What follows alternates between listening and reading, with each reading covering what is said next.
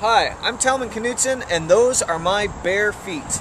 I noticed the other day on Runner's World that you can submit videos, so I decided to give this a go.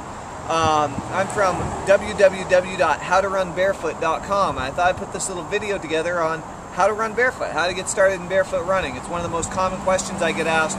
I'm in the middle of running across the United States of America barefoot to raise $100 million for teenage homelessness. And people are always like, well, how do you get started with barefoot running anyway? And the good news for you is that it's not going to cost you anything to get started. It's totally free.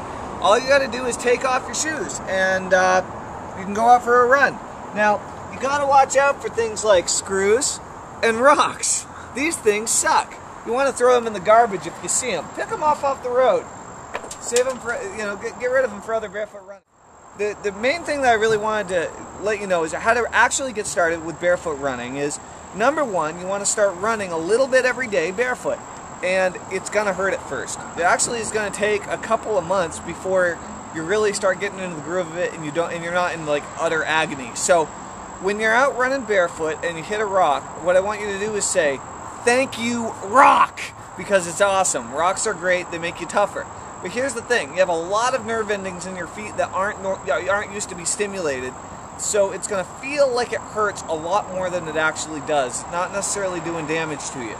So one thing is, go out for 5 minutes at a time each day before your regular run, kind of like a warm-up to wake yourself up and turn your brain and your body on in a whole new way, getting ready for your run.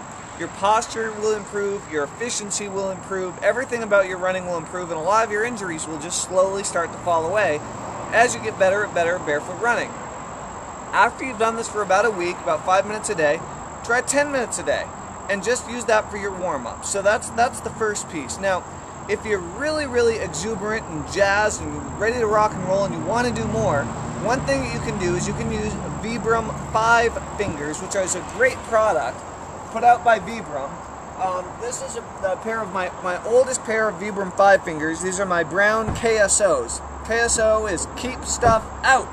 And I absolutely love these things. Now, great product. You'll notice the sole on these puppies is extremely thin, maybe 1/8 of an inch, all the way through. There's no cushioning or anything else.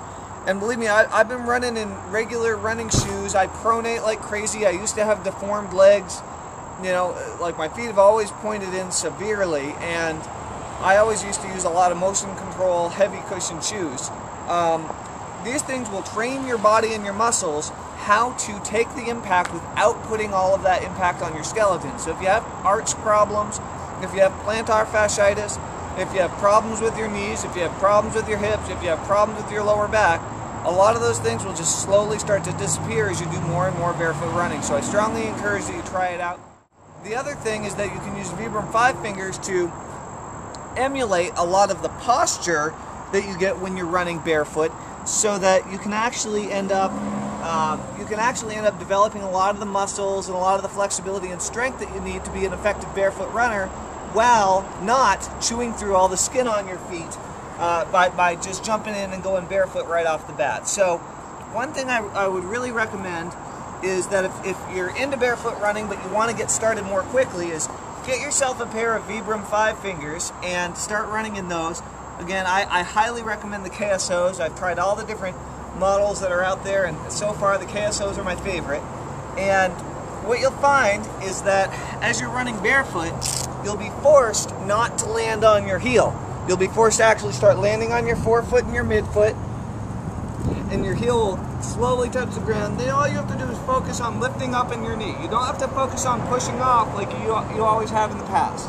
So this has been Tellman Knudson with HowToRunBarefoot.com. If you wish to follow me on the journey across America barefoot, not with Vibram 5 fingers, completely barefoot, you can go to RunTellmanRun.com.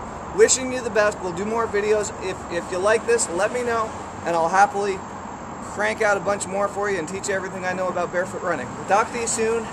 Later.